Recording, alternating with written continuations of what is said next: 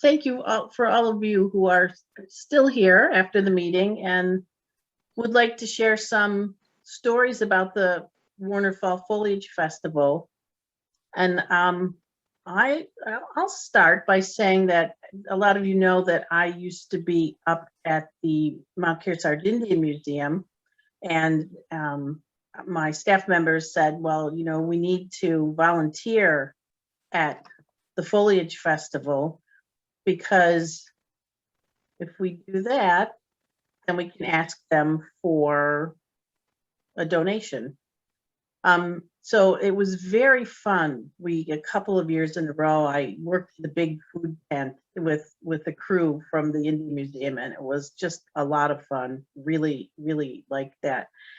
And one year we asked them for some money for us to buy a tent for our kids programs, because literally one summer our tent was being held together with branches and duct tape. And they came to us and they said, we just had a bad year and we don't have very much money to give away, but we have a tent for the Indian Museum. And not only did they give us this tent, and it looks like a circus tent. It's a green and white striped tent, but Ted and Gary Young came up to show us how to put it up, because it was a lot older than the 10 by 20s we had been using. And it's just, what a wonderful thing that the Foliage Festival does for the town.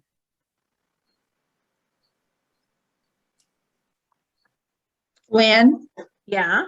Can you go back to the black and white chicken barbecue photo at the beginning?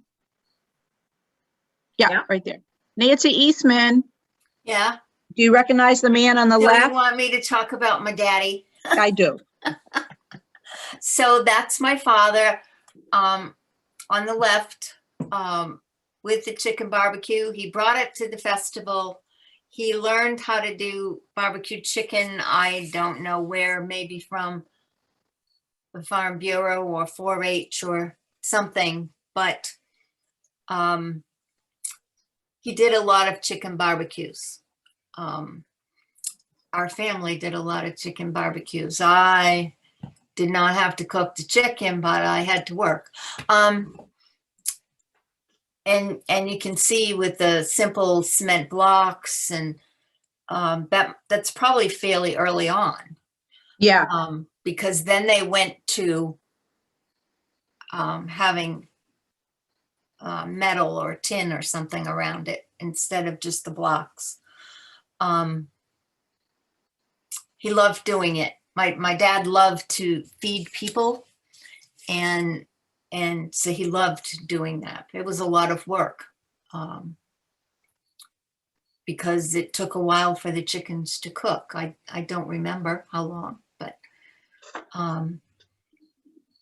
and oftentimes it was very hot outside doing it, as it still is today when they have it.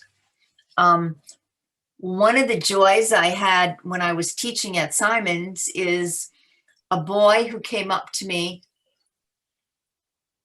after the festival, and he said, "Mrs. Eastman, Allie Mock, Allie told me it was your dad that taught him how to do this."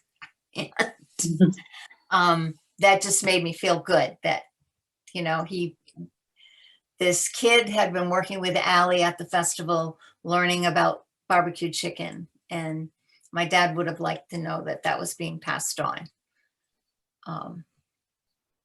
So yeah, that was certainly nice to see. I have lots of stories about the festival, but I shouldn't monopolize it.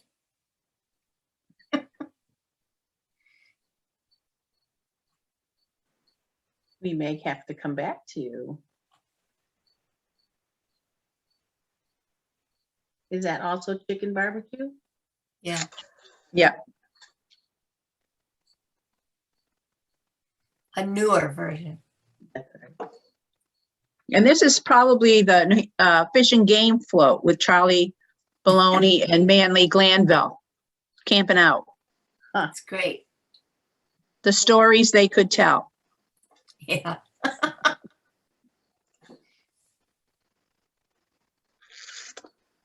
And this They've is probably the, got some stories too. yeah. So not only is there a chicken barbecue, but there's also lobster. So it's the lobster and chicken barbecue tent. And there's always a cadre of men and women who every year help cook and serve these delicious lobsters and chicken. My dad's actually a chicken flipper. Is a chicken flipper? Yeah. When I was a kid, I would always volunteer with my parents in town, and my dad would always be up flipping chickens with Ally Mock. And I'd be working with my mom in the Arts and Crafts Festival, helping them in the town hall set up. And I had fond memories of always getting donuts and apple cider in the morning. Yeah. And who would you get them from?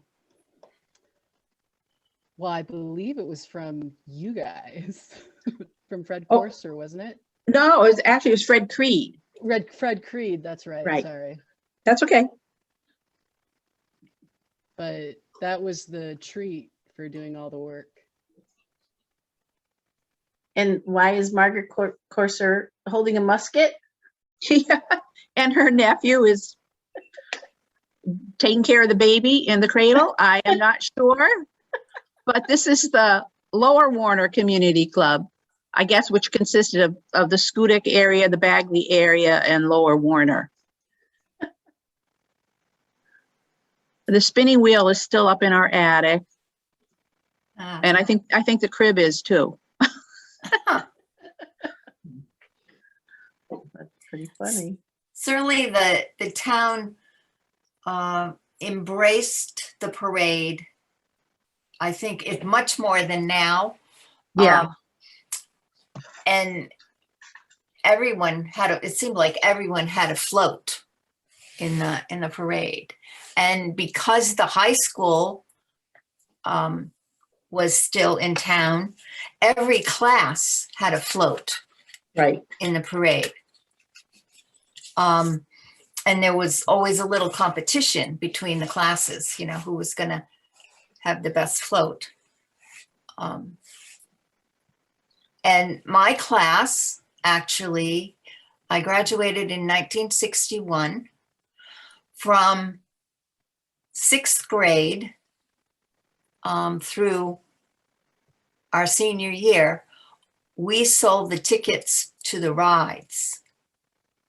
We volunteered and signed up, and we were inside the ticket booth, 2 of us, at a time selling the tickets, and we made big money for that.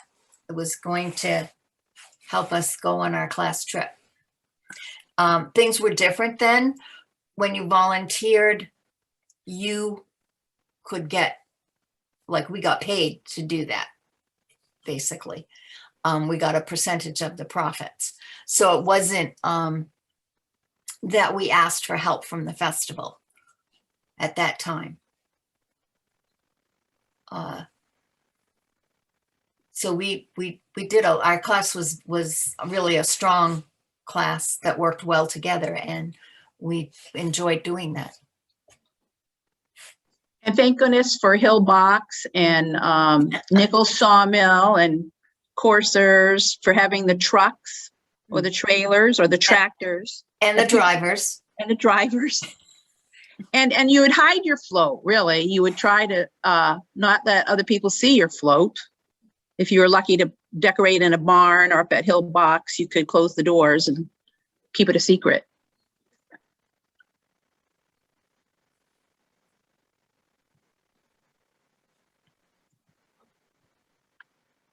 Can I ask a question? Yeah. Do you think there were some years where there were more Warner folk on the floats and in the parade than watching the parade? No, But there was always a ton of people watching. Yeah. We didn't lack for people, extra people. The only year that might have happened is it was one really rainy weekend and they decided that they would hold the parade on Monday because Sunday was such a washout. And so that was a really local parade. It was Warner people mostly watching the parade that day. That was kind of unique. We need this float this I year. don't have your camera going. I don't, Why not? I don't know, it didn't. Oh,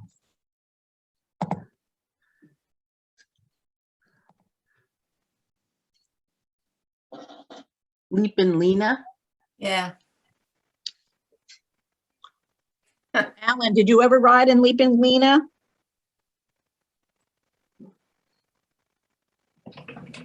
No, I didn't. You mean in the back where they scraped their butt? Yeah. No, didn't get that opportunity. We may do that with the golf club, the golf cart. Well, the Lord family has been very faithful, having a float for many, many years and very creative. Yeah, we've been doing it for probably 10 or 12 years. We mainly started it so that we could embarrass my dad by making him drive in the parade. So we've been continuing that when it's been on. if this is Clyde, I'm gonna go back to when you were talking about hiding floats and competition on floats. And I don't know if everybody remembers Doug and Harriet Scott. And the two of them, Doug was on the men's club and Harriet was in the women's club. And the two of them would be very, very competitive about floats. That's true. And we used to have a lot of fun with that.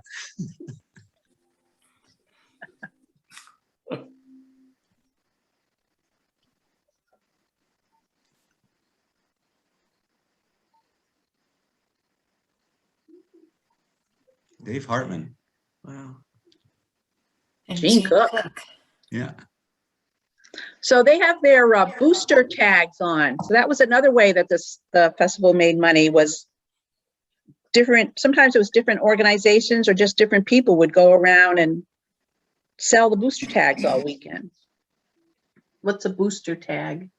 Just, Well, it allowed you to fill out your name and address and phone number. And at the end of the festival around 4:30, they would start pulling names, and people had donated like gift certificates or baskets or Lots jewelry. of good stuff. Yeah. Money. This is Kathy Carson. As I recall, when we moved to town, or maybe it was just before we moved to town, there used to be trips that you could win Right.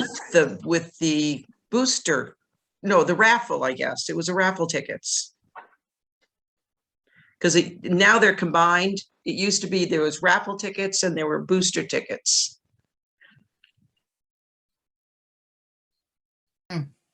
Like trips where? I never got to go on one. I don't know. I think it's sort of like people would give you a weekend at their house on the Cape or on the Yeah. Maine coast or up on the lakes or something like that. Airbnb. Yeah. And the other thing with the lobster tent, and I think the desk and the chair are probably still in the festival shed up behind the transfer station. Stuart Howlett always collected the money Yeah. for the lobster and chicken It was in sale. my class. And he had written on the top of the desk in his interesting handwriting, the prices of the tickets. And apparently the prices of the tickets had not changed for many years. It wasn't until his very later years in the tent that the prices went up. And he would sit there, he would collect the money, the prices were right there on the desk. And that desk and chair was put in storage and brought out every year and put in the tent, just for Stuart. That's great.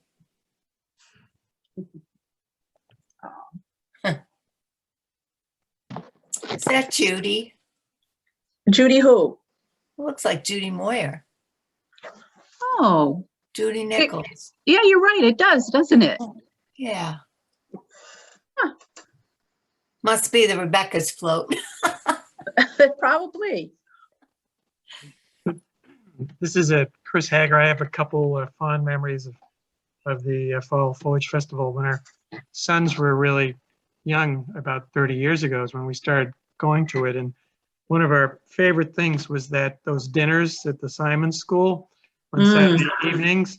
And what I particularly liked about them is they used to give as many pieces of pie as you would want. They stopped that after a few years because then they realized people like me were taking, multiple pieces of pie. But I forget who put that on. Was that the women's group or? Woman's Yeah. It was Yeah. the women's club. It was a Yeah. women's club. Women's club, and they did an amazing job year after year of those dinners, and our family really enjoyed that. And I think the other thing which I have a fond recollection of is the when the volunteer fire department would have their raffles during the day and in the evenings, and you would buy those tickets, Yeah. and they would call the numbers, and we always would win. And then our kids would get up there and they'd all be fighting over what they would want.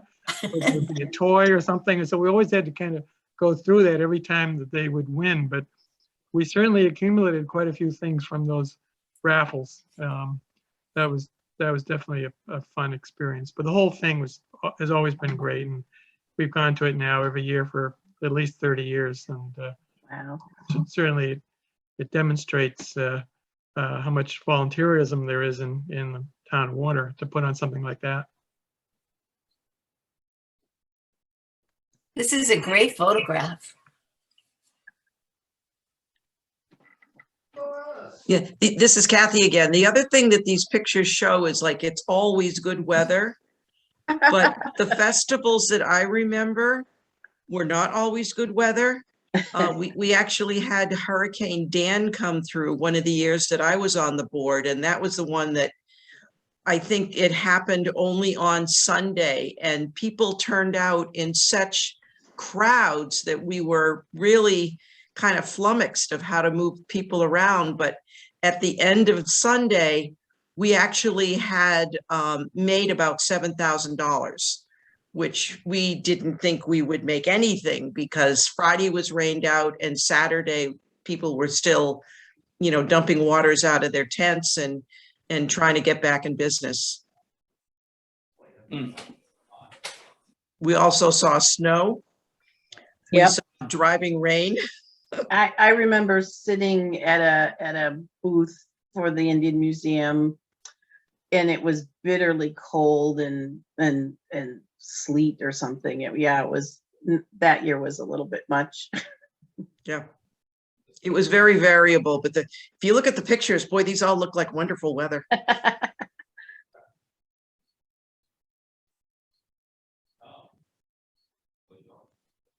What do they have on? So those are actually, it looks like bird head costumes. Okay. No, did they They make look like kachinas? bunnies. Some of them are bunnies. One looks like an eagle. I think they're kachina heads. Oh, I was Oh. actually a Girl Scout. My mom ran the troop for a long time. wow. Now that you say that, yeah. I And wonder we why went kachinas. It might have been the theme that year. Huh. But I always remember doing arts and crafts for this and doing a float. I believe I was on a float one year, a million years ago, doing African drumming. Oh, I remember that. They came to town. Yeah. Arthur Hill. No, this was just Oh. local folks. Did you do it with Mary? Yeah. Yeah. And I think we set up and drummed at the festival at least once, but I think we were also in a parade once.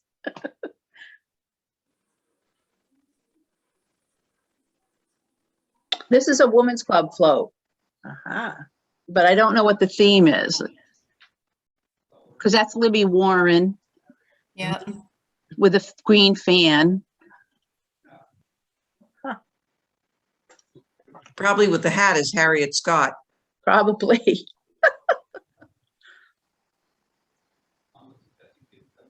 The other thing that I find that floats don't have as much of now is the idea of covering the float with foliage Mm. and the greenery. Like this float is pretty well covered. It's got the greenery and then as much foliage as they can put around it. But it seems to me that nowadays they sort of lost that emphasis.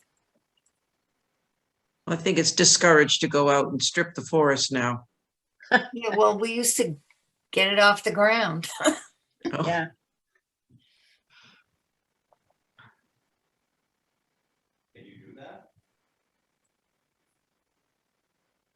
And I'm not sure who this one is, but it's very ambitious Yeah.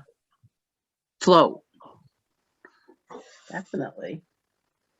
It's going the wrong way though. I think it's going down to set up because it Right. doesn't have any people on it. Of course it is, but How about those gas prices? Oh, $1.18. Wow. So this is mid 70s. Yeah. Chris, you mentioned volunteering. We just moved to town 5 years ago, but we moved in kind of mid to late July. So we hadn't been here very long when the Foliage Festival came along. Laura and I were right down there at 6:30 in the morning volunteering, and we spent the day doing that. And I met more people in Warner that day than I think I've met in the last 5 years. And it just was clear that's what you do.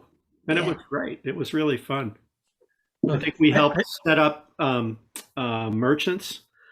And I remember at one point I met somebody and I had 2 trash cans over my shoulder.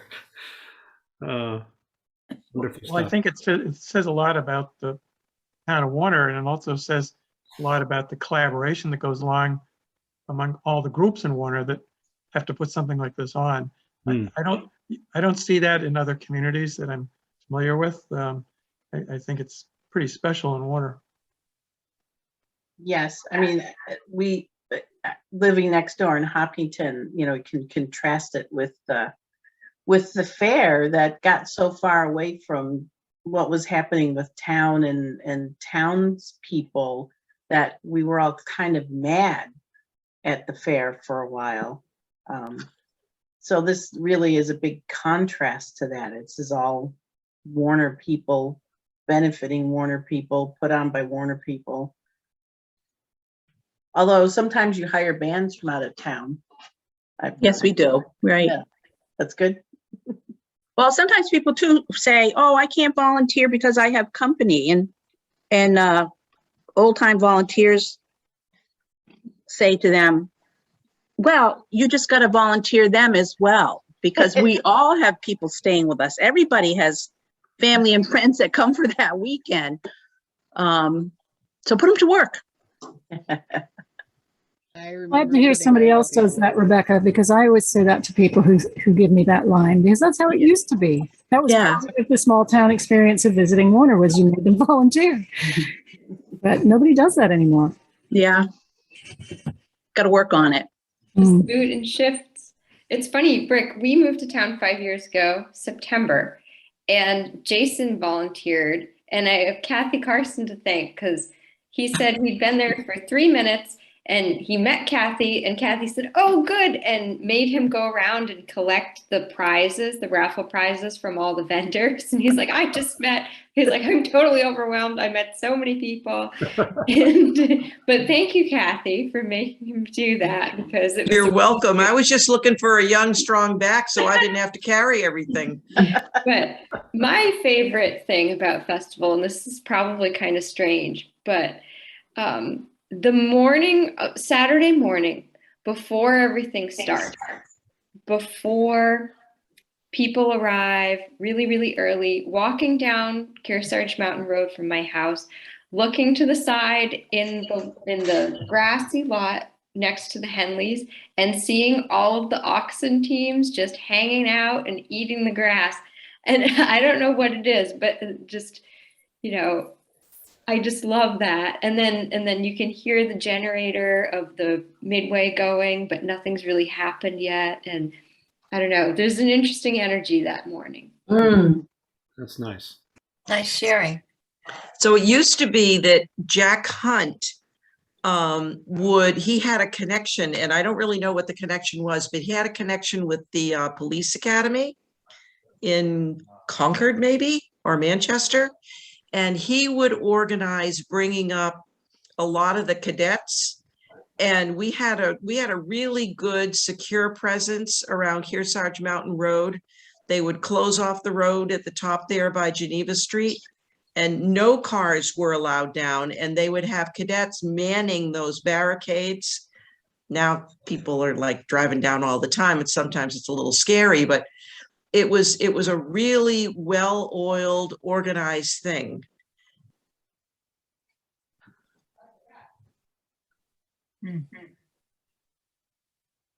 Does anybody remember that in recent years there was a band or orchestra from New York State that was invited to the march and the parade, and they had incredible music. They got everybody kind of hopping and jumping. They were further away than New York. Where were they from? Yeah, I want to say down by Washington, D.C. I mean, they had I think Baltimore, that area. Baltimore, yeah. The drum line. I was actually 1 year in the local, and I just heard this incredible drumming, and I'm a drummer, so of course I had to go look, and it was just amazing. It's probably the same group. They were just, everybody was. They had everybody around us, jumping up and down and, getting into that music. It was, and I don't know if they're, invited back this year, but they definitely, I think, added to the whole parade feeling. MagTech sponsored them every year. Not every year, but for the last few years. Right. MagTech has been very, very generous to festival because they would also do the cash prizes for the raffle. They've just been very good to festival. And they've been very good to the Historical Society as well. Oh, yeah. They give the cash prizes for the holiday raffle. So I have a question for Rebekah. I'm noticing in these older pictures, but even the colored pictures, that they're not turning up Kearsarge Mountain Road. They look like they're going straight down Main Street past the Historical Society and Harry's Garage. Yeah, they did. In the early parades, they did do that. I'm trying to remember where they lined up, because some of the pictures show them coming down Main Street, past the Historical Society and Harry's Garage, coming towards the bank. Does anybody else remember? I think they ended down below, down by the ball field. Yeah, you might be right there. One or the other. Yeah.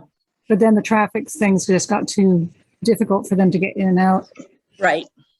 I mostly remember our floats ending up on Kirtland Street.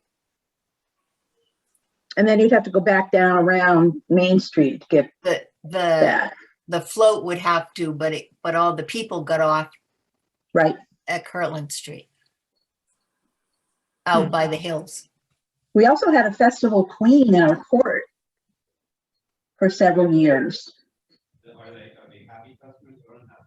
I think that was like in one of the very first articles I saw from the 40s, that there was a queen, and also a Horribles parade. Like there were prizes given, and I think one of the Henleys was in the Horribles parade, and I'm totally intrigued by Horribles parades, and I don't know if anybody remembers seeing them, or when they disappeared.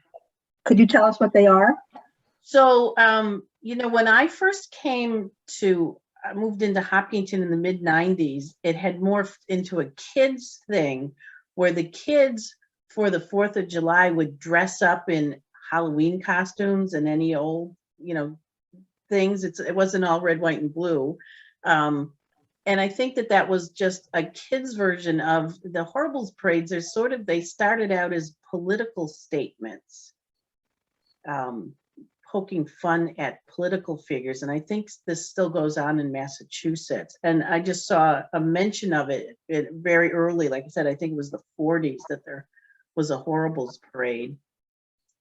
So I don't know, I don't know how long ago they disappeared from the Foliage Festival, but probably quite a while ago. Very intriguing thing. And I was very sad to see it, even the kids version, disappear in Hopkinton after 9/11.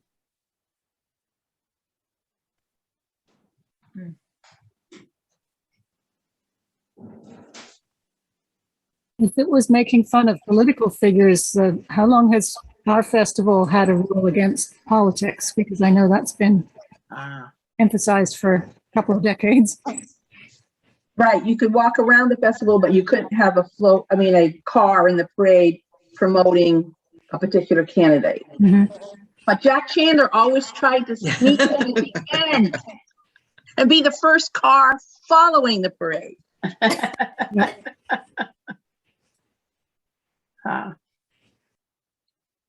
There was one year that Granny D was campaigning. Do you remember Granny D, the candidate? Yeah, she walked across the country. She came with her entourage, and she had quite a large entourage of young people with her. But she started up Church Street, and that was one of the years I was on the board, and that was my area to patrol. And I was trying to talk to her to tell her that, because they had signs and they're handing out buttons and material. And I said, this is really prohibited. And we had quite a long discussion. And the only way I actually got her out of there was to sort of take her arm and start walking away, talking to her. And then her entourage followed her. They were having none of it. They saw a crowd and an opportunity. They say the Horribles parade started in Massachusetts in the mid-19th century, and it was a way for local peoples to dress up in silly costumes and poke fun at people in power. We have pictures of those in our collection. I would say Sibley Wilkins' brother Lawrence. So it's going to be in the 19-teens and the 1920s that we have pictures of that. Cool. Yeah. I just was really very intrigued by this because, like I said, they were still doing like a children's, it was morphed into a children's thing when I came in the 90s. Another thing that they used to do in the early festivals was the firemen's muster, where all the local fire departments would bring their old hand pumpers, and they would have teams of firemen pumping to see who could squirt the water the furthest. And I think they did that in the field right behind Kathy Carson's, where Susan Beer's house is. I know one year that was where they did it, but I think they also did it on the playground at Simon's Elementary also. So shall I ask a provocative question? What things disappeared do you think they should bring back?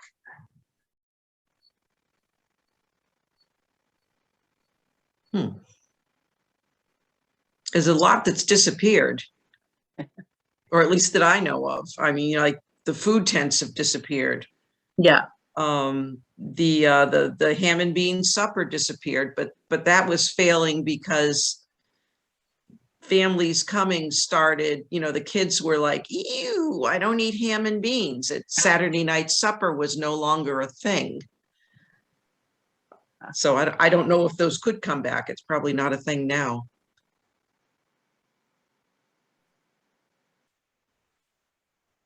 I think 4-H used to do a petting zoo or something, and then that became a no-no to pet animals. Oh, rabies started coming up the East Coast, and they wouldn't let us do it unless the animals were inoculated. And the rabbit club refused to have their rabbits inoculated against rabies because the state vet said they can't get rabies. But you know, the festival was saying, no, you have to be inoculated. So all the bunnies went away.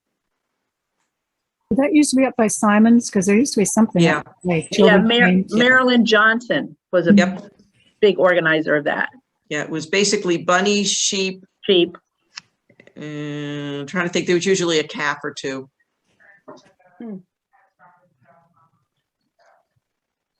There was always a big rivalry between the big food tent and the small food tent. Yes, that was always fun.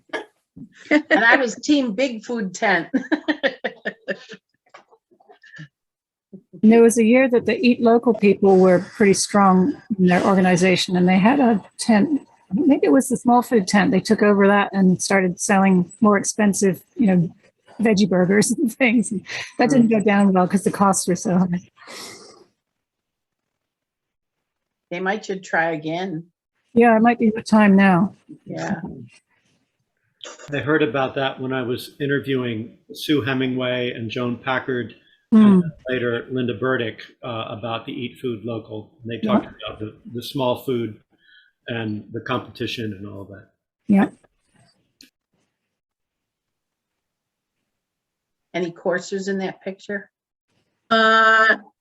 Not that I can tell. Oh, well, I think that's Rhett way in the background, maybe with the hat on in the middle, but no, Do you know who this is in the front?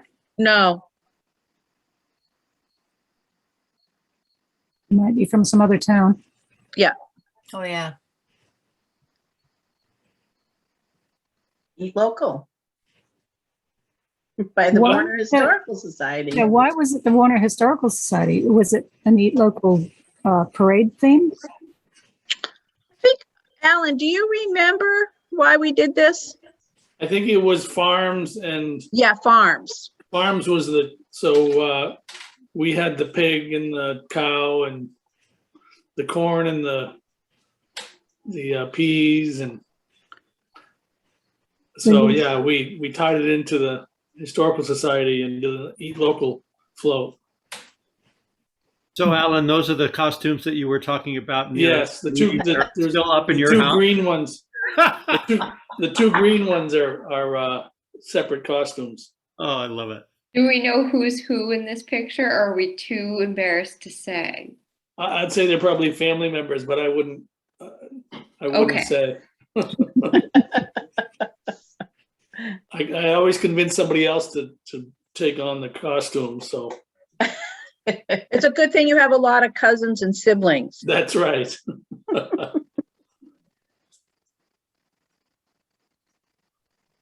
There you go, Kathy. There's an inclement weather. Yeah, with umbrellas, and they're going up Kearsarge Mountain Road. Yeah. So I have a question for Rebekah. One of the other things we always like to do at these Fall Foliage Festival, we haven't done them in the last few years, is you have a family member that used to sell baked goods that she made. Oh, yeah, Judy. Mhm. Yeah, and we always got a big bag full of her baked goods, but I don't think she's participated in the last few years, has she? That's because she's running the book loft at the Historical Society. Oh, okay. But you need to check the tent outside, because Penny's usually set up with a pop-up tent outside, and she's selling Judy's cookies and pot holders and mittens, and you can put an order in ahead of time and pick it up there. Oh, okay. That's really good to know. I'm glad I asked the question because they were great breads that she would make, banana breads and all kind of stuff. Yeah. Yeah.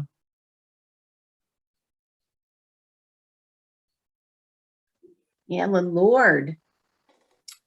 Yeah, that was fun. There were 3 people that went onto the board at the same time when they couldn't find other people to be on it, and they lost the book that tells you how to do everything. So we spent the first year putting a new book together, and we did that for 3 years, and until finally the year after the 3 of us came off, they found the book. Oh, you got to tell who the 3 are. Kim Nolan and Rachel Parsons. Yeah. Yeah. Yeah. Yeah, there and when was I a- came on the board, nobody could find the book, and we all heard the legend of them putting it together. But Yeah. nobody had the book. Yeah, there was a triad. We were there. If anybody could, it's them.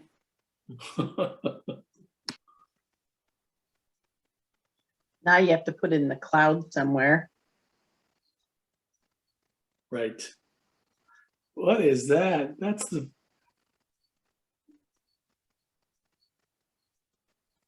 Is that taken from the stage? Yeah, the balcony looks weird. I think it's just shiny. Yeah. Yeah. It's like the bottom edge and it's shiny. Oh, okay, got it. So I got shiny.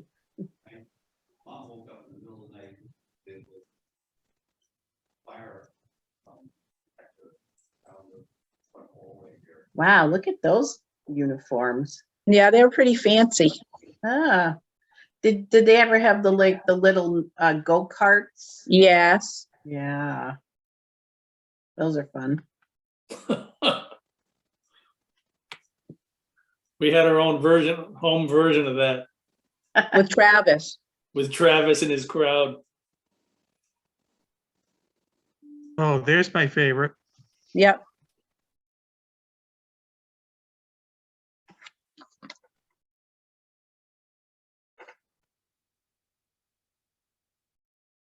I'm not sure if this is the American Legion or state officers, although that does look like Elfie Blanchette on the left, Right.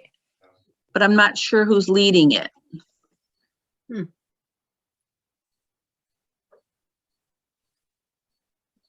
Oops. There we go. The lobster. When did Lobster come onto the scene?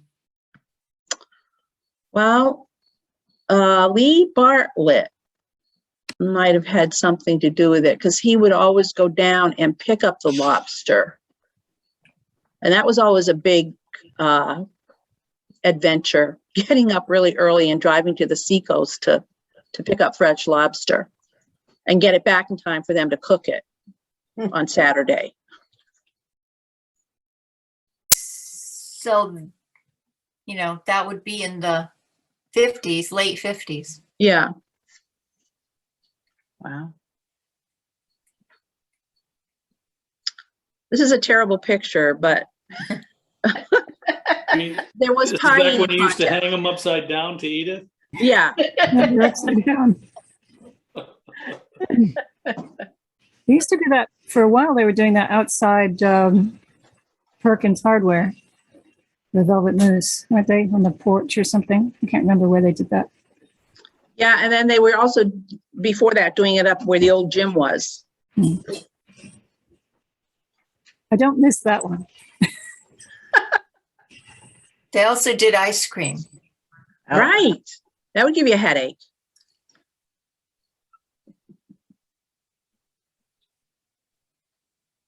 Raffle tickets. First annual poster contest. I think it might have been the only.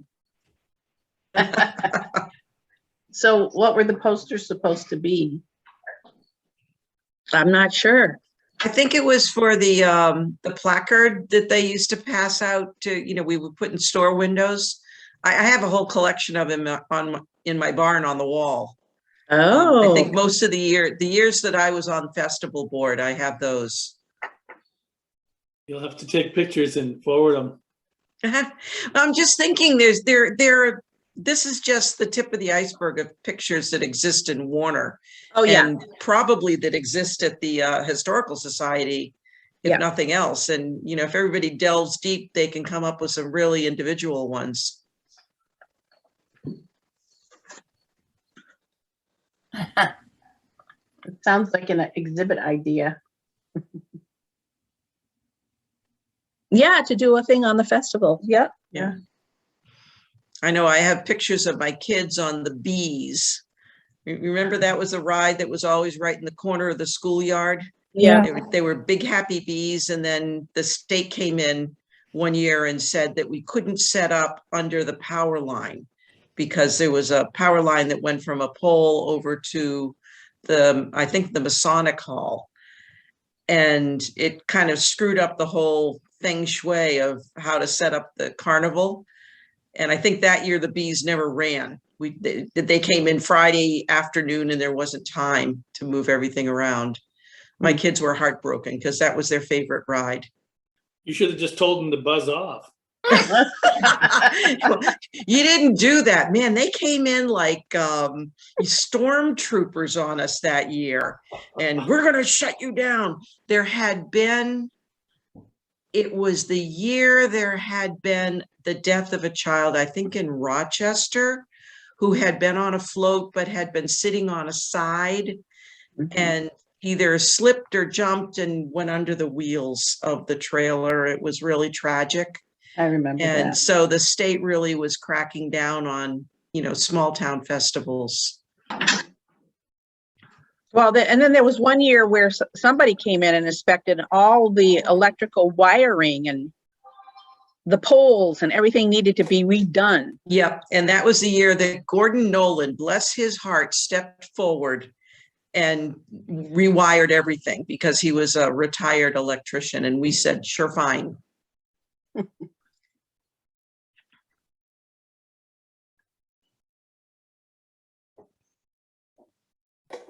There's a lot to keep festival going every year because it's something that you pull out of a lot of equipment, the tents and the grills and you have the electrical stuff and the lights that we used to put up on the poles.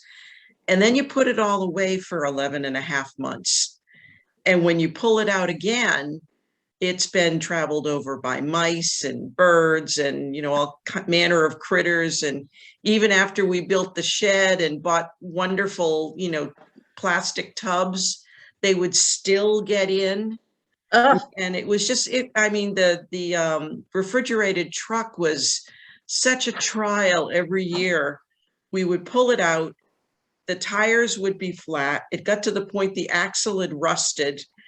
And we would get it down to the schoolyard by hook or by crook, and Gary Walls would come down from Bradford and he would look it over and say, it's dead.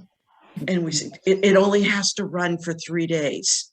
And he would get it running. He would get the compressor running and, we would jury rig stuff. And he'd tell us this whole list of things we had to do to replace it. And we'd say, oh, thank you so much. And then the next year, there we were, the week before festival, calling Gary and saying, can you come down and do what you did last year? It was way past its expiration date. That's a great story. Ray Martin could tell stories of the background of setting up. Oh my. Yeah. He probably holds the place of the most times president of the festival board. Absolutely. Yeah. Thank God. Yeah.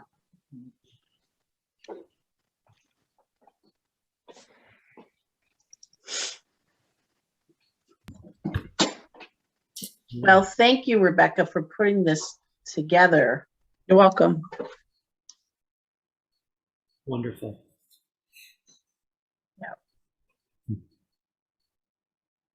Next year, hopefully. Yeah. Yeah, indeed. Tell everybody to get their COVID shots. Uh, I have one complaint about this slideshow. There's no woodsman's contest in it. Oh, yeah, that's right. Geez, I had an hour to do this show in between setting up the exhibit. I'm lucky to have gotten this much. I was telling you, don't worry about it. We'll just have people talk. We'll share stories. Have the Woodsman's competition and the oxen team polls been something that's happened consistently since the start? Is there anything No. that's happened consistently since the start? Midway. That's it? Oh, the booster prizes. Yeah. Art? Yeah. And since- arts and crafts. Yeah. Just curious, because some people are like, "Well, what's gone away that we would?" Oh, the parade. The parade. breakfast, Breakfast. maybe, I don't know. No, I don't think there was breakfast early on. I don't They were think more, so. they were more focused on dinner. Hmm. I have a woodsman's contest story. I know we're trying to wrap up here. My husband used to help a lot with that, setting it up and bringing materials and helping with keeping everybody running. And there was a particular couple who do all the rounds of the different woodsman's contests who were a little contentious, you know, would always challenge. If there was a decision to be made, they would challenge it.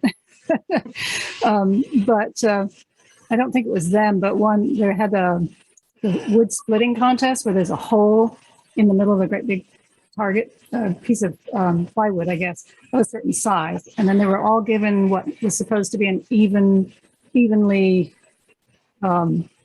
distributed, you know, sized pile of cordwood. And it was whoever could split them all and fit them through that hole first would win.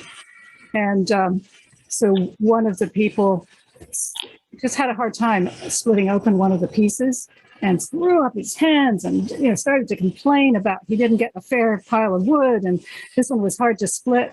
And my husband didn't say a word. And he did a lot of hand splitting also himself. And he just had this maul over his shoulder and he sauntered over to the piece of wood that was lying on the ground and he went whop and it just flew open. And the guy just shut right up. Oh, that's a good one. It was fun to watch. Great. Yeah.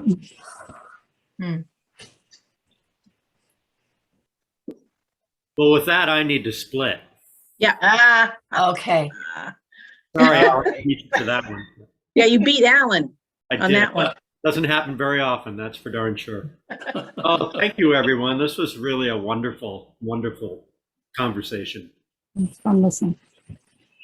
Bye-bye. Bye-bye. Take care. Thank you, everyone.